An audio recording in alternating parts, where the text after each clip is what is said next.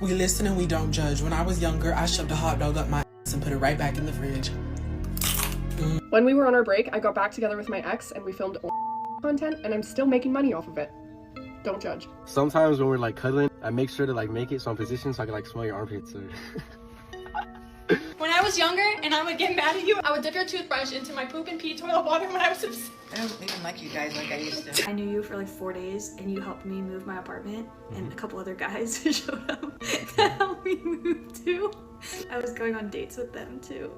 I just invited everyone I was dating at the time to help me move my apartment. We don't judge. Time when I was really mad at you, I dipped your toothbrush in the toilet. No, you didn't. I put it back. Listen, and we don't judge. You dipped it in the toilet! It is astonishing to me how popular this trend has gotten and how comfortable everyone is with telling their business and their deepest, darkest secrets. If you're not familiar with this trend, it's called We Listen and We Don't Judge. Long story short, people get on the internet sometimes by themselves or sometimes with other people, and they share what seems to be their deepest, darkest secrets, or at least very weird aspects about themselves. And us as the audience, or the other person in the room with them, is expected not to judge them. It's supposed to be a judgment-free zone where you're supposed to come in and say the most rambunctious, outrageous stuff, and we can do nothing but sit there and nod and smile and say, "That's nice, sweetie." That's what the trend is called, and that's apparently the point of the trend.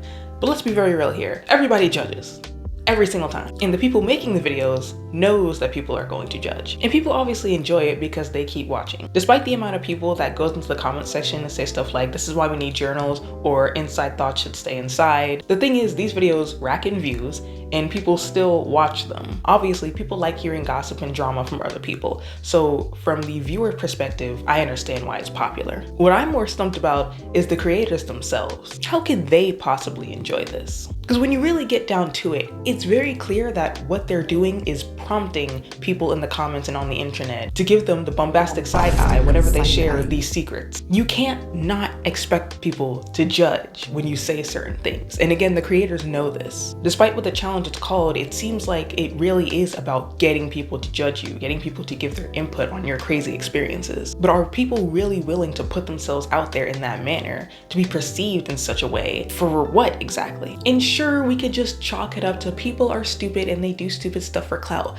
But that's too simple of an explanation. There's so many other things you can do just for clout on the internet. How many other trends exist? Like, there's gotta be something more. There has to be something more going on. Because I personally am very confused. I had a whole conversation with my professor about this. I literally had to consult him before making this video because I was like, I need an expert opinion on this. There's obviously a lot of reasons why it could be, but it still doesn't change the fact that it's interesting in the way that we look for validation and acceptance online and how that possibly differs from doing it in person. So everything I'm saying is going to be super speculatory and just a bunch of guesses. But when you get down to it, these types of videos cover two main parts of human yearning: validation and social likability or acceptance. Nobody likes to be humiliated.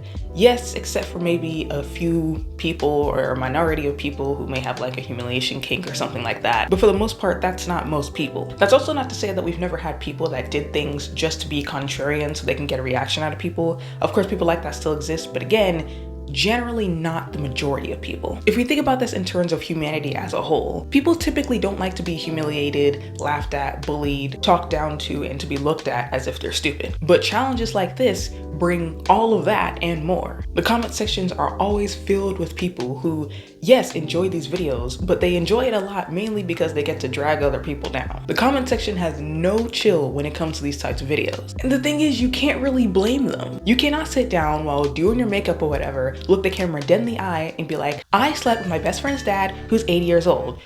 And you think everybody's just supposed to be okay with that. Not that I'm condoning being condescending or aggressive to people, but the reactions from other people is always very visceral, and it should be for that type of information. But what gets me the most is that when these creators share these deep, dark secrets that probably should have just stayed in their head, it seems like a lot of them enjoy it. They enjoy getting reactions from other people. They enjoy the feedback, even if it's negative feedback. The whole point of this game is obviously to get people to judge you. Otherwise, you wouldn't be sharing these deep, dark secrets online. Or at the very least, if it's not to get people to judge you, it's somewhere in the back of your mind where you understand you're going to be judged. You understand people are going to call you out and talk about you not in a positive light for some of the stuff that you say about yourself. And yet people still do it happily and willingly, which kind of goes against our strong desire to be liked by other people, which taps into that social acceptance that I was talking about earlier, one of the things that humans yearn for. Nobody likes to be socially ostracized at all. It does like serious, genuine psychological damage. So we try our best to avoid being the odd one out or being humiliated to any degree. We change just to be like other people. We follow trends, we parrot ideas. We usually just do what we can in order to fit in. And just a quick note on following trends. Keep that in the back of your mind, because I will bring that up a little bit later, because this challenge is technically a trend. So just keep that in mind. Yeah, and then I just completely forget to mention it later in the video. But what I wanted to get at was, because this is technically a trend, just like other trends, it could be that people see it more as that, and therefore it kind of mitigates some of that risk that that risk aversion that they would usually have when it comes to types of things, because it's a trend, because they're trying to fit in specifically with this trend that's going on, if that makes sense. I'm going to talk about risk aversion and how we assess risk later. That actually is going to come up. I'm going to talk about that. But yeah, that's what I was getting at. Because it's a trend, it might mess up our ability to assess the risk. But purposefully sharing information that is going to have people judge you in the manner that they do, and possibly have people create a negative perception of you every time they see one of your videos online or they hear about your name or people talk about you, is a little strange. And I'm not trying to hear the reason of, well, maybe people just don't care about what other people think, because that's not entirely true. I feel like if you didn't completely care, then you wouldn't bother to post things on the internet with the intention of other people seeing it and reacting to it and judging it. So they do care about what people think, and they do care about their opinions. Or again, you could say, well, any attention is good attention, they're just doing it for clout.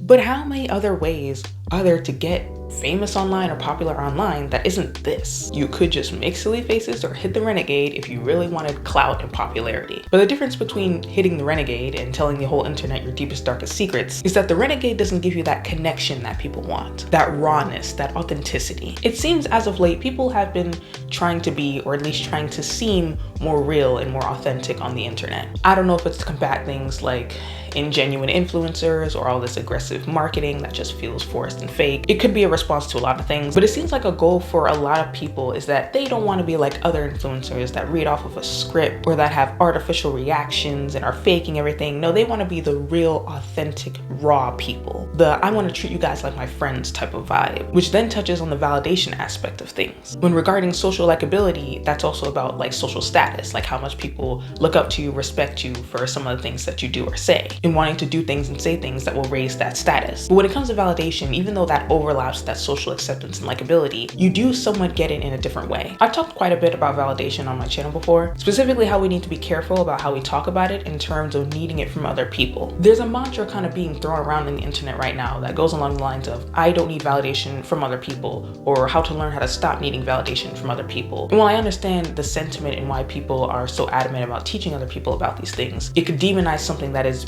a very natural human instinct. The thing is, we need validation from other people. It's how we end up growing as people. We need that external feedback from the world. So wanting and needing validation from other people is not the issue, but it's in what ways that you would compromise your own thoughts, your own feelings, even the way you treat yourself in order to gain that validation. That's where the issue lies. If you're doing things to harm yourself or at the expense of your own self just to gain that validation, that's where people need to step in. But validation itself is no crime. It's fine if you want validation from other people, because that's natural. We are social creatures after all. But in this case, with people telling their deepest, darkest secrets to the internet, I believe a lot of it is coming from that want for validation. Being authentic will bring people to want to sympathize with you and understand your struggles. We'll all understand why she decided to sleep with her best friend's dad who's 80 years old, right? But even then, it still doesn't make sense to me, because no one is going to sympathize with that story, I'm sorry. Or at least not the grand majority of us. There's going to be a small minority who may be like, yeah, I get you, you know, the older they are,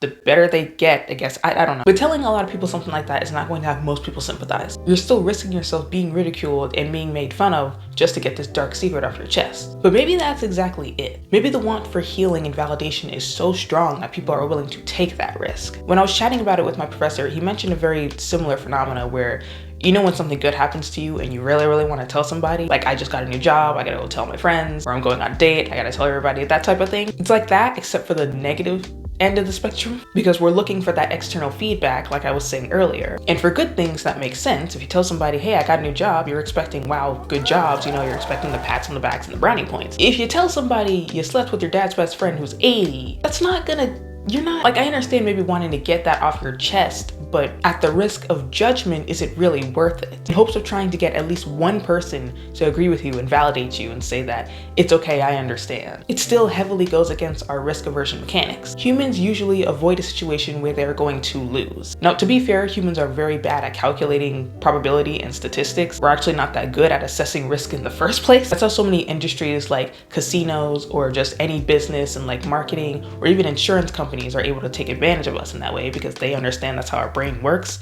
and that it doesn't work well. But even so, we typically try to avoid a situation where the payoff isn't even going to be that high. If it's going to be risky and I'm really not going to get that much reward, why would I even do it in the first place? Getting a comment section full of hatred just to find that one comment that says, don't worry girl, I get you, is very strange, because it usually works in the opposite way. You can usually get a bunch of nice comments and that one negative comment is the one that ruins your entire day. We tend to focus a lot more on the negativity. So my question is, has social media reduced our ability to assess this risk, or are we just completely oblivious to the risk now? Has the want for people to see us as likable and good die out simply from the availability of validation that we can get on a larger scale thanks to the internet? That people no longer seem to care of whether the attention that they get is positive or negative. The only thing they care about now is having their existence validated. Does social media cause this, or is it just giving it an easier outlet for people who was already like that anyway? Because that could be a possibility. Social media has a tendency to amplify and exaggerate a lot of the things that we think is happening. That's not to say it's not real. Like I said, I argue against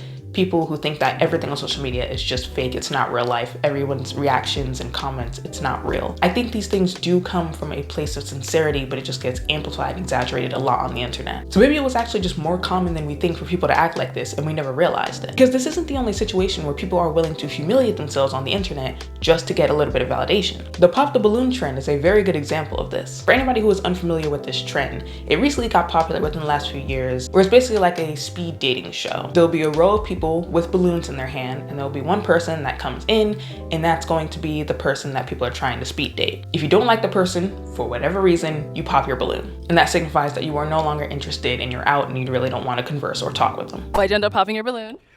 I just didn't feel our connection. Yeah, when we were looking at each other. I think your answers were great. I think you're beautiful. What connection were we supposed to? I don't know, just a... What you want me to do, like No, squinting the eyes, just... So what would you prefer had happened? I do not care how desperate I get, okay? Whether it be for money, for love, it does not matter. You will not catch me dead or alive on one of these shows. Can you imagine just walking into the room and suddenly it sounds like you're in the hood? Literally just sounds like bombs are going off because everybody's popping their balloon. My self-esteem would never recover, ever. You will not see me ever again. I'm going to move away. I'm deleting my channel. I'm bleaching my skin, becoming a white girl. I'm living in Sweden or something. I will be unrecognizable. You will not find me. But this is another one of those situations where social likability and validation compete a little bit. You go on the show and all eyes are on you, both in real life and on the internet. And if people don't like you, they can pop the balloon. You could get absolutely roasted, or you could have everybody fawn over you, which is a little bit of a gamble. But if at least one person doesn't pop their balloon, they're still validating your existence. Even though you threw yourself to the wolves and now you're opening the door to judgment and hatred and negative comments of all kinds, if at least one person agrees with you, if one person validates your existence, if one person makes you feel good, then we're good, I guess. But to be honest, as I say all of this process sounds a little bit familiar. As I was writing this script, I kid you not, I was literally in the middle of it. I sat back and I had a realization. This process isn't exclusive to things like trends. I technically do the same thing with my videos. No, I do not tell you guys my deepest, darkest secrets, so don't go around looking on my channel for them, but I still do share my opinions, some of which people do not like or do not agree with. And I'm taking a risk by posting this in hopes that at least some people do agree, that they understand where I'm coming from and that they can validate my thoughts. And this can happen in real life as well. I mean, putting yourself to, say, a job interview. You could get rejected or you could get the job. There's many instances in real life where this can happen, but it just happens a lot more frequently and a lot easier on the internet. I think our ego has a lot to do with it as well when it comes to maybe not assessing this social risk properly. Because if you think everybody likes you, you have no reason to worry. And typically, we all like to believe we're very likable people. When going on Pop the Balloon, some of these people might just think that they are so drop dead gorgeous that no one's going to reject them. It's really easy to forget that not everybody thinks like you when you post on something as broad as the internet. And you kind of have to be self-centered in a way and self-absorbed because you're watching your own videos, you're posting your own videos, you're editing your own videos. There's a lot of you that you kind of get trapped into. So I guess to answer my previous question, I guess social media does amplify it in a way. Again, don't want to say cause just yet, but it definitely does assist. Because the thing is, I do care what people think when I post these videos. Again, the whole point is so that other people can see them and judge them and make comments about it. Preferably, of course, I would want them to agree with me, but if they don't, then oh well. Of course, I'm always open to conversing and hearing other opinions. I've done it several times and have several people actually change my mind on some of my arguments. So yes, while I do care what people think about me, I don't let that worry stop me from making videos. Because the want for me as a creator, for me to post a video and for that video to do well and for people to agree with me on that video, that want is stronger than my fear of ostracization and unlikability. Because there's so many people on the internet, so at least one person has to agree with me. And if one person does agree with me, at least I know I'm not entirely wrong. So regardless if you're famous or infamous, even though as humanity we generally like to be liked, I think we like to be seen more. As long as we get enough feedback from other people that we are being seen, it seems we don't really mind if people think we're weird or crazy. If anything, a lot of people may even take it as a good thing. They may brag about themselves being a weirdo. So when these people share these really dark secrets on the internet, there might be a portion of them that just doesn't actually care if people see them as weird or crazy because they know they will. But it's just the fact that they were seen at all that's important to them. And it's a whole lot easier to be seen on a place like the internet where there's a lot more people. And a lot of you are probably gonna say, well, this just chalks it back up to clout. They just want clout. I feel like that's a little different. Clout and validation, I feel like those are not interchangeable. Like, you can want clout and validation, but some people can want just validation and not clout. Clout, at least the way it's defined to me in my head, is not only just being seen, but like massive popularity as well. And you normally want more than just social benefits, I guess you could say. But specifically with this trend, people know that they're not gonna become the next Charli D'Amelio because they're doing this. Sure, they may get a decent amount of views on their TikTok page, but when they stop doing that, they know that they're not really going to get the same views. So I don't think the little bit of exposure that they're getting from this trend is really what's pushing them. They don't think that they're gonna become rich and famous and have a bunch of brand deals and stuff like that from doing this stuff. It is purely just the validation that they want. And this is all just speculatory. I'm basing this on nothing other than observation and my own experience. I'm not gonna lie, this video had me stumped. I really didn't know what to make of it. I was sitting here with a blank page in the script and I had an idea, but I realized those ideas didn't really flow together. I did want to see if I could find some academic papers on this phenomena just to kind of help me structure it, but I didn't for two reasons. One, I've been writing and reading academic papers all semester and I kind of just need a break. I love doing it, but it can be very hefty, you know? The sciencey technical jargon of it all, I just can't do it right now, okay? But two, I wanted this to be a little bit more lighthearted and just more like a thought, a hypothesis, I think, while also just sparking a conversation. I also just want to get better at my research skills in general because I feel like I'm lacking in that area. So I didn't want to rush looking for sources and stuff just for the sake of this video. However, if I do find articles on this or any academic papers or studies or something that supports kind of what I'm thinking, and Editing K is back because for some reason my mic decided to not pick up any of the audio towards the end of the video. I severely need a new mic. But anyways, what I was trying to say is if I find any sources that support my thinking, I will make a follow-up video.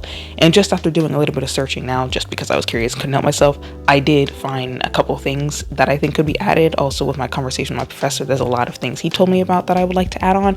So yeah, I will definitely make a follow-up video to this that's a lot more sciencey, has a lot more sources to back it up, and it'll talk about the actual psychological processes when it goes into this type of stuff. So I'm excited for that, but that's all for today. So thank you so much for watching, and as per usual, I will see you in the next video.